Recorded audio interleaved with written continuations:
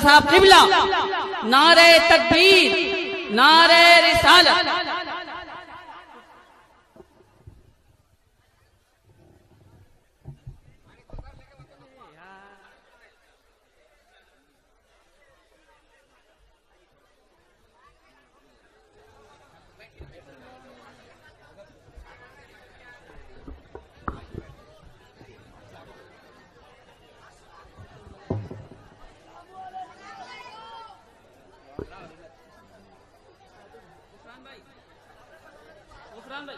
ये क्या आ रही है?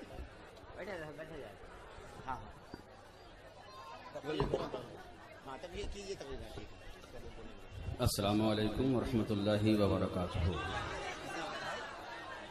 नहमदुहु व नुसल्ली व नुसल्लिमु अला हबीबिहिल करीम व अला आलिहि व अस्हाबिहि व ज़ुर्रिय्यतिहि व अहले बैतिहि अजमईन।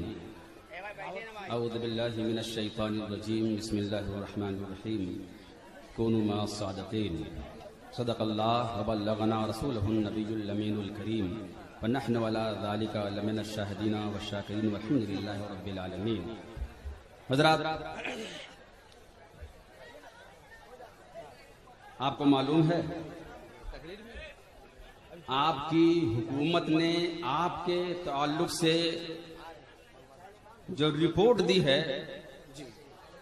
वो कितनी भयानक है। हुकूमत ने सर्वे करवाया, जी जी, उसने जांच करवाई, उसने आपके मेयार को नापा, जी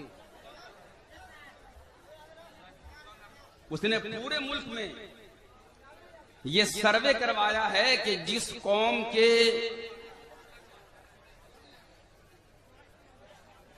उलमा ने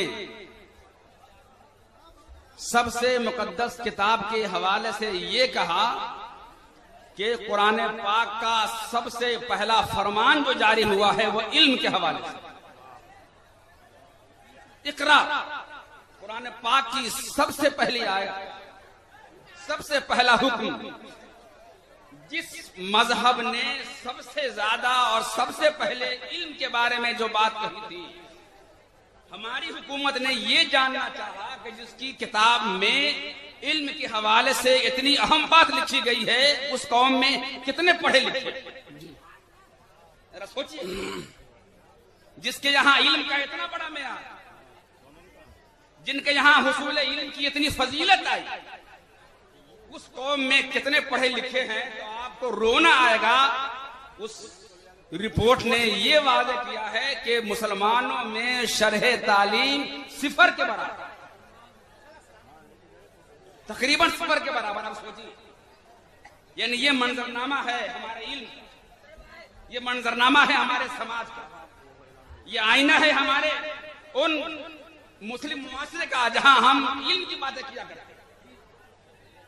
नाते पाक आपने समाप्त कर लिया, बड़े जज्बे से आपने समाप्त, इस उबल उबल के आपसे दाद दिलवा रहा था। आपकी इस दराबी कैफियत ये बता रही थी वाकई आपके अंदर मोहब्बत रसूल है, और ये वो पूंजी है जो ये साबित करती है कि वाकई अब साहिब ईमान। मगर मैं अर्ज करूं कि आपने अगर कुरान पाक की तिलावत अगर समाप्त की है तो उसकी तफसीर अभी बाकी है। जी, ये सिर्फ तिलावत आपने समाप्त की है, मगर हुक्म उसका अभी समझना आपको बाकी है। अगर आपने अभी इल्म का सिर्फ लफ्ज पढ़ा है तो इल्म के अंदर मानवियत कितनी है वो समझना अभी आपको बाकी है। अगर आपने अभी जमात अहले सुन्नत के एक शायर को सुना है तो जमात अहले सुन्नत के आलिम को और आरिफ को अभी सुनना आपको बाकी है। जी, मैं ये भी एक तल्ख बात आपको सुनाऊं। आपका इल्मी मेयार क्या है वो रिपोर्ट में वाज़ेह है। मदरसे से आपका कोई ताल्लुक नहीं। अगर स्कूल से ही आपका ताल्लुक अगर होता तो कम से कम जो पैमाना मुकर्रर किया गया, जो सर्वे किया गया, वहां कम से कम ये तो आता कि आपके अंदर शरह तालीम कितनी है। मगर ना स्कूल के हवाले से और ना मदरसे के हवाले से ये रिपोर्ट आई कि जमात में पढ़े लिखे लोग हैं। नहीं, जमात में नहीं, इस कौम में पढ़े लिखे लोग। तो स्कूल में जाने का जो रिवाज है वो कितना है ये आपका इल्म है। मदरसे आप अपने बच्चे को भेजते नहीं, उर्दू से कोई आपका ताल्लुक नहीं है। आप अपने बच्चों को हिंदी जरूर पढ़ाएंगे, अंग्रेजी आप जरूर पढ़ाएंगे, पढ़ाना चाहिए। हमने अभी इदारा शरिया के जरिए तालीमी बोर्ड कायम करके उसका निसाब बनाया। उस निसाब का मेयार हमने जामिअतुर रज़ा बरेली शरीफ जो अपने जो शरिया का मदरसा है उसको सामने रखा है। उसको सामने रख करके हमने बिहार के लिए एक निसाब तैयार किया है जिसमें फजीलत तक अंग्रेजी हिंदी हिसाब शामिल। मगर मैं यह करना चाहूं कि हिंदी आप पढ़ लेते हैं, अंग्रेजी आप स्कूलों में पढ़ लेते हैं, मगर दीन हिंदी में नहीं है, दीन अंग्रेजी में नहीं है। दीन या तो उर्दू में है, दीन या तो फारसी में है, और दीन या तो अरबी में है। अरबी आपकी जुबान नहीं है, आप पढ़ते नहीं। फारसी को आप हाथ नहीं लगाते। उर्दू पढ़ने और पढ़ाने में आपको शर्म महसूस होती है। अब जरा आप सोचिए कि आपको दीन सीखने का मौका कब मिलेगा और कहाँ मिलेगा। ले दे करके एक मौका मदरसा है, वहां बच्चे को भेजते आप शर्माते। दरसे में अगर आप आ भी गए, यहाँ अगर मौका मिलता है एक आयत की तिलावत हो, उसे समझा दिया जाए तो ना सुन के आप चले जाते हैं। आप दीन समझेंगे कब, दीन सीखेंगे जी। रोने का मकाम है आपके लिए। मुल्क का माहौल कितना गर्म है आपके इल्म में है। 3 तलाक के मसले को लेकर के यह मसला तो इल्मी था। अगर इतना ही शौक है कि हम डिबेट करा दें कि 3 तलाक जो है वो सही है कि नहीं है, तो जो तुम्हारे यहाँ सबसे पढ़े लिखे हैं उसको लेकर के उससे हमारा मुकाबला करवा।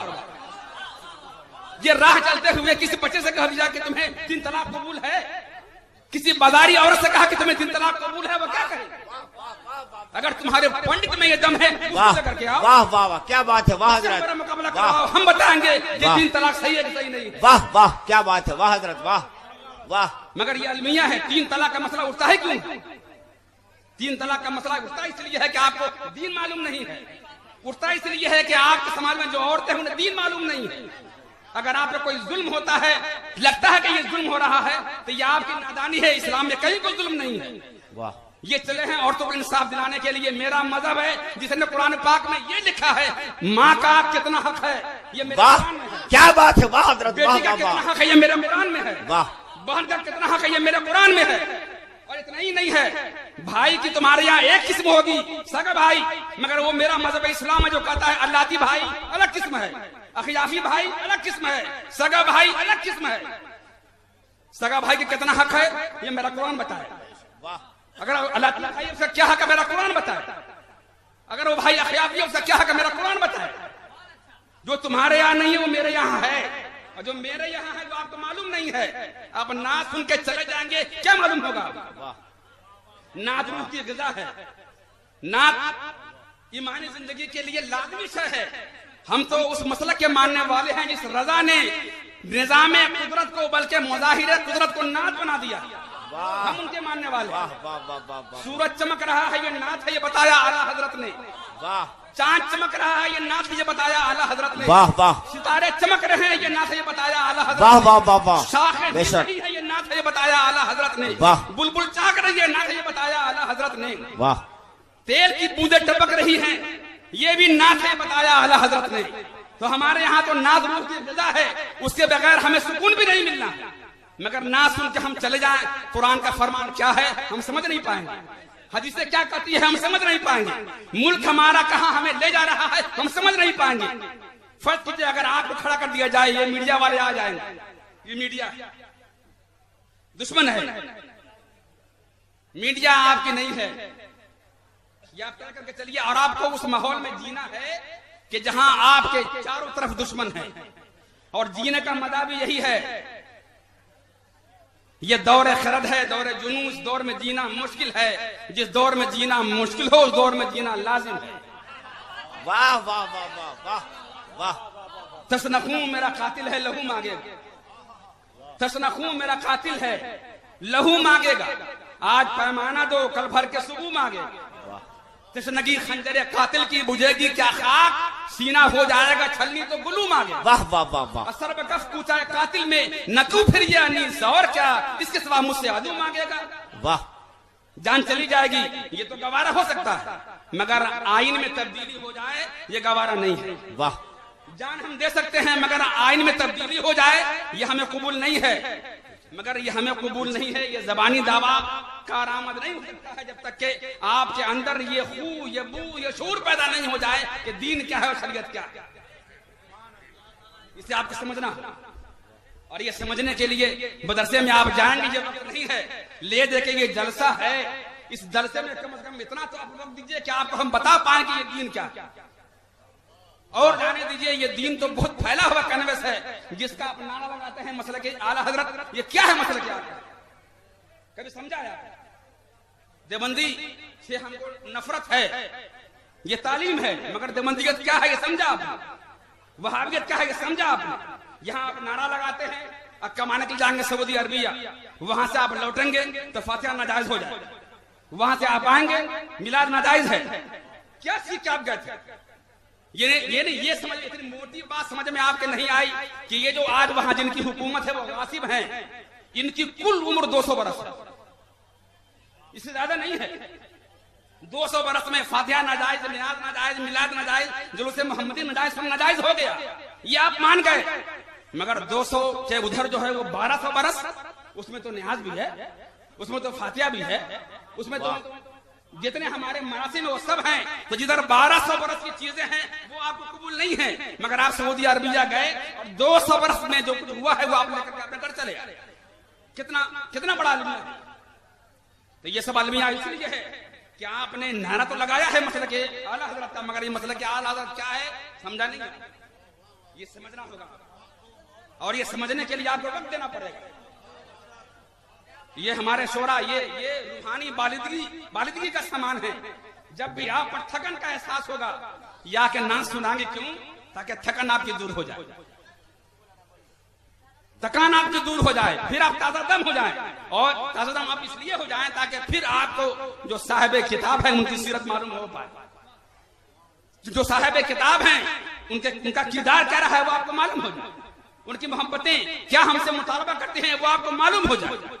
मगर ना सुन के चले जाना है सही है, जैसे आपने नुस्खा लिखवा लिया, मर्द हमारा ये है, दवाइयां हमारी ये है, ये आप लेके चले गए, मगर न दवाई आपने खरीदी न दवाई आपने खाई, कहां से आपका इलाज? मैं सिर्फ 2 जुमलों में अपनी बात मुकम्मल कर लूं। ये इतनी गुफ्तगू मैंने इसलिए की ताकि ये जहां आप बैठे हैं ये आप आसान मत समझें। जो लोग यहाँ बैठे हैं ये स्टेज पे, ये पूरे सीतामढ़ी का दिल है, दिमाग है, रूह है। ये आपके मुस्तकबिल की जिंदा हो जावेद पहचान है। इन्हें आप मामूली मत समझे। आप सोते रहते हैं मगर ये जाग करके किताबों का मुताला करते होते हैं। अगर आप पर ऐसे हमला हो जाए तो हम जवाब कैसे देंगे? अगर आप पर ये एतराज हो तो दिफा हम कैसे करेंगे? आप सोते हैं मगर ये उलमा कराम जागते होते हैं ताकि वो आपके ईमान का दिफा कर सके, वो आपके ईमान का तहफ़्फ़ुज़ कर सके। सीतामढ़ी से, यानी आप जहां बैठे हैं अल्हम्दुलिल्लाह मैं भी वही का, मगर सीतामढ़ी से आला हज़रत का जो ताल्लुक है, ये ताल्लुक शायद किसी के हिस्से में आया। वाह, जो रिश्ता आला हज़रत से हम सीतामढ़ी वालों का है और हम बिहार वालों का है, वो शायद किसी के हिस्से में आया। वाह, आज भी यानी कल से लेकर के आज तक जो पुख्ता रिश्ता आला हज़रत से और खानवादा आला हज़रत से, मसलके आला हज़रत से अपना रहा है, अपनी जमात के उलमा का रहा है, वो शायद किसी के हिस्से में आया। मैं आप